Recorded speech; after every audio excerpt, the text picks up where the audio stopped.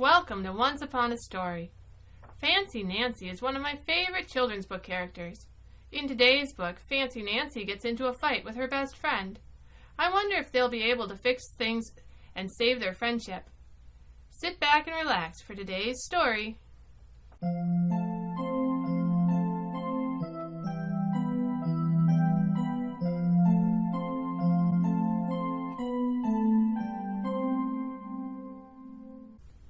Today's story is Fancy Nancy, Tea for Two.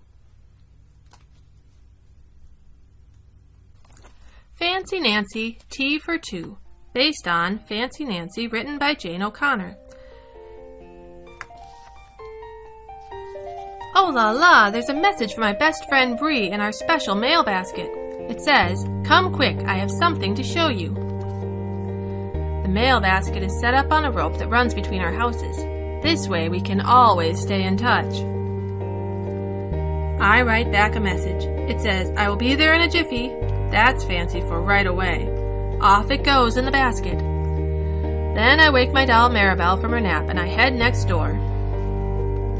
As soon as I arrive, Bree says, "Close your eyes and count to 3.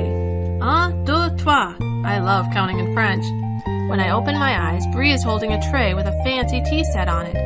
There is a teapot, a sugar bowl, a creamer, and 2 cups with saucers. "Oh, how elegant," I say. "My aunt gave it to me," Bree explains. "She and my mom used to play tea party with it." "This tea set is extra special," Bree says. "It's real china, not plastic. That's why there are a few little chips."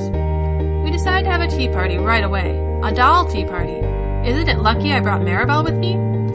Put out placemats, set the table, stick some flowers in a vase, and voila! It's party time. Bree wants her doll Chiffon to be the hostess first. That's fair. The tea set is Bree's after all. "Darling, would you care for some tea?" Chiffon asks. "Oui, oui, yes please," Maribel answers. Maribel has absolutely exquisite manners. That means her manners are just about perfect. The dolls sip their tea in a very dainty, fancy way. When they are done, I say, "Now it's Maribel's turn to pour." I start to reach for the teapot. "No," says Bree, and she pushes my hand away. "Chiffon is still the hostess." "That's not fair. Maribel deserves a turn," I say. I reach to take the teapot from Bree. Then something horrible happens. The teapot goes flying, and when it lands, its lid breaks into 2 pieces. "My tea set is wrecked," Bree shouts. "It was an accident," I say, "and anyway, the teapot already had a chip in it." Bree flops on her bed and covers her face. "Go home. I don't want to play." "Fine. I am leaving, and I'm not coming back. Au revoir." Then Maribel and I storm out of Bree's house and back to mine. At home, I keep looking outside my window to see if Bree sent a message saying she's sorry for how mean she was. But the mail basket is empty.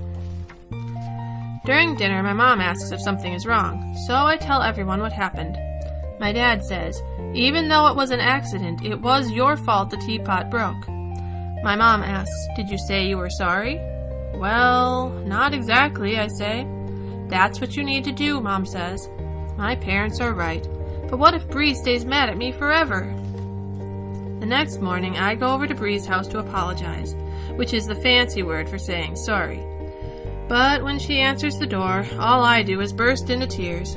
Bree starts crying too then. "I'm sorry I hogged the tea set, and I'm sorry I broke your teapot. I never should have grabbed it. I was scared we weren't going to be best friends anymore," I tell Bree. "Me too," Bree says. Then we embrace, which is fancy for hug.